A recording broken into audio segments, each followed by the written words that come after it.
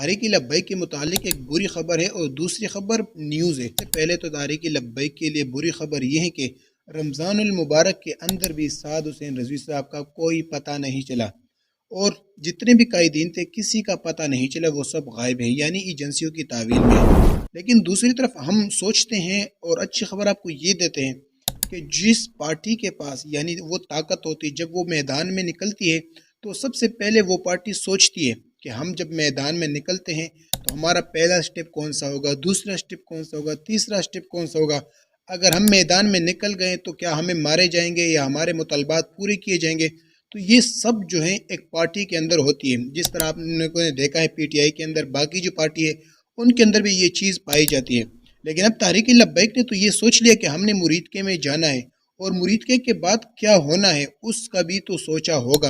لیکن دوستو، ہم آپ کو اس ویڈیو کے اندر بتانے جا رہے ہیں کہ اصل وجہ کیا ہے، اور کیا تحریک لبیک نے کیا پہلے سوچ بچار کیا تھا کہ جب کارکنان بھی مارے جائیں گے اور کارکنان گرفتار ہوں گے، قائدین بھی گرفتار ہوں گے، اور اس کے بعد جو ہے سعد رضوی بھی میدان سے غائب کیے جائیں گے، تو اس کے بعد پارٹی کیا کرے گی؟ یہ بہت بڑی بات ہے جو مریدکے سے لے کر 4 مہینے ہو گئے، ابھی تک اس کا مسئلہ حل نہیں ہوا۔ لیکن دوستو، اب دیکھیں جب مریدکے میں اتنا بڑا سانحہ ہوا، اب اس کے بعد تحریک لبیک سوچے گی، یعنی 4 قدم آگے بڑھے گی۔ وہ جب میدان میں نکلے گی، جو 4 قدم 4 نظر وہ آگے بھاگے گی، دیکھے گی کہ ہم نے میدان میں نکلنا ہے، کیا کرنا ہے کیا نہیں کرنا ہے۔ خدا نخواستہ اگر سعد حسین رضوی اور انس حسین رضوی قائدین دنیا سے چلے گئے، ان کو مار دیا جائے، تو اس کے بعد پارٹی کیسے چلے گا؟ دوستو یہی بات ہے، سب سے پہلے آپ کو سوچنا چاہیے کہ ایک چیز کا لیول سٹیپ ہوتے ہیں۔ سب سے پہلا سٹیپ یہ ہے کہ اگر وہ میدان میں آئے، سب سے پہلے تو اس کا مطالبات مانے جائیں گے۔ اگر اس کا مطالبات مانے جائیں تو وہ پہلا ہی سٹیپ ہے۔ اس کے بعد یہ بھی سوچنا چاہیے کہ اگر اس کے مطالبات نہ مانے گئے، دوسرا سٹیپ، اگر اس کے مطالبات نہ مانے گئے، یا تو ان کو جیلوں میں ڈالا جائے گا یا ان کو وہاں سے واپس کیا جائے گا۔ یہ بات بہت ضروری ہے پارٹی کے لیے۔ دوستو تیسرا سٹیپ کیا ہے؟ اگر ان کا بات بھی نہ مانا گیا، اس کے بعد ان کو جیل میں بھی ڈالا گیا اور باقاعدہ قائدین کو بھی ختم کیا جائے، تو اس کے بعد پارٹی کیا کرے گی جس طرح اب چل رہا ہے؟ دوستو یہی بات ہے کہ اب تحریک لبیک کے جتنے بھی وکلاء ہیں، جتنے بھی کارکنان ہیں جو مریدکے سے غائب تھے اور جن لوگوں کو گرفتار کیا گیا تھا، اس دن سے لے کر آج تک وکلاء بالکل غائب تھے، میدان سے اپنے آپ کو غائب کیا۔ کیوں؟ ان کو پتا تھا اگر ہم میدان میں آ گئے تو یہ بھی خطرہ بن سکتا ہے۔ لیکن اب میدان میں وکلاء آ گئے اور وکلاء نے سب میدان کو سنبھال لیا۔ اب اس میں آپ کو یہ بات ضروری بتانی ہے کہ جب تحریک لبیک یہ پارٹی دوبارہ میدان میں آئے گی تو یہ بہت بڑا سوچ لے کر میدان میں نکلے گی، اس وجہ سے کہ اس کے اندر قائدین کو بھی خطرہ اور کارکنان کو بھی خطرہ اگر مطالبات نہ مانے جائیں۔ دوستو اس وقت تحریک لبیک کے کارکنان، قائدین اور مسجد رحمت اللہ عالمین جو ہے اس وقت بند ہے، اور قائدین اور کارکنان جو ہے غائب ہے اور جیلوں میں ہیں۔ ضمانت منظور ہو رہی ہیں، تحریک لبیک کے جو وکلاء ہیں انہوں نے پھر محاذ سنبھال لیا اور انہوں نے کہا ہم تحریک لبیک کے جتنے بھی کارکنان ہیں سب کو رہا کریں گے، کسی سے 1 روپیہ بھی نہیں لیں گے۔ لیکن تحریک لبیک کے ساتھ اتنا سانحہ ہوا کیوں؟ کیونکہ ان کو پتا تھا کہ تحریک لبیک ہی واحد جماعت ہے جو پاکستان کے اندر فلسطین کے لیے آواز اٹھاتی ہے اور غزہ کے مظلوموں کے لیے آواز بن رہی ہے۔ اس کے علاوہ جتنی بھی جماعتیں ہیں وہ اپنے مفادات کے لیے نکلتی ہیں، لیکن وہ ان کو خاموش کرایا جاتا ہے۔ لیکن تحریک لبیک ایسی جماعت ہے جو خاموش ہی نہیں ہوتی۔ اس وجہ سے ان لوگوں نے کہا کہ یہی جماعت ہے جو ہمارے درمیان اور ہمارے سامنے یہ جماعت آئے گی تو ہمارے لیے خطرہ بن سکتی ہے، یعنی ہمارے درمیان جو دیوار ہے وہ تحریک لبیک ہے۔ اس لیے تحریک لبیک کو مریدکے کے اندر کچلا دیا گیا اور قائدین کو غائب کیا گیا۔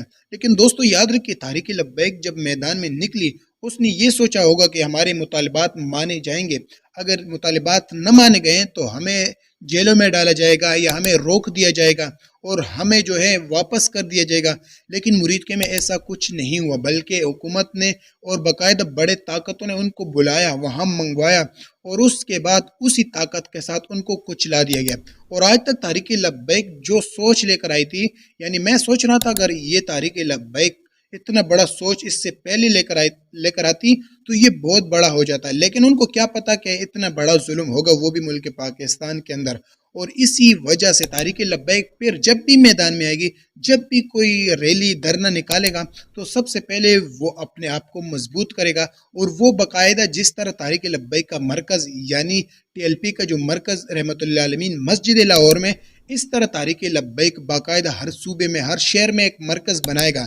جس طرح تحریک لبیک کا جو بڑا مرکز رحمت اللہ عالمین کے پاس طاقت ہوگی، اسی طرح وہی طاقت باقی مراکز کے ساتھ بھی ہوگی۔ جس طرح پاکستان کے اندر صوبہ پنجاب ہے، کے پی کے ہیں، باقی جماعتیں ہیں، سب صوبوں کے اندر تحریک لبیک اپنے مرکز بنائیں گے، اور آئندہ کے لیے تحریک لبیک 4 قدم آگے چلے گی کہ ان کے ساتھ کیا ہوگا اگر تحریک لبیک کے قائدین اور کارکنان کو ختم کیا جائے تو اس کے بعد اس میدان کو اور اس جماعت کو کیسے چلایا جائے گا۔ تو اس پر آئندہ بہت بڑا سوچ لے کر آئیں گے تحریک لبیک کے قائدین۔ اور دوستو یہ بہت بڑی بات ہے کہ اس وقت تحریک لبیک کے جتنے بھی وکلاء ہیں انہوں نے محاذ سنبھال لیا اور کہا کہ ہم کسی سے پیسے نہیں لیں گے اور سب کو رہا کریں گے۔ باقاعدہ انہوں نے درخواست کیس بھی جمع کیا مسجد رحمت اللہ عالمین کے متعلق لاہور ہائی کورٹ میں۔ اب دیکھتے ہیں کیا ہوتے ہیں، ہمارا کام تھا کہ آپ کو سچ بتانا، باقی فیصلہ آپ لوگوں نے خط کرنا ہے۔ دوستو اگر چینل پر نہیں تو کائنڈلی چینل کو سبسکرائب بھی کرنا ہے۔ دوستو یہی بات ہے کہ تحریک لبیک کو اس لیے لایا گیا کہ یہ بڑا ڈھال ہے اور یہی ایک جماعت ہے جو حق کے لیے کھڑے ہوتے ہیں، اور یہ واحد جماعت ہے جو میدان میں نکلتی ہے اور ختم نبوت کی بات کرتی ہے، اور باقی مسلمان کی بات کرتی ہیں، اور باقی کشمیر اور فلسطین کی بات کرتی ہیں۔ باقی اس کے علاوہ جتنے بھی جماعتیں آج تک ہم نے ان کے لیے نہیں دیکھا، ان کو بھی نہیں دیکھا کہ وہ اس طرح آواز اٹھاتے ہیں جس طرح تحریک لبیک نے آواز اٹھائی۔ تو دوستو اگر آپ چینل پر نئے تو کائنڈلی چینل کو سبسکرائب کیجئے، بیل آئیکن کو دبا دیجئے۔ ملتے ہیں اگلی ویڈیو میں۔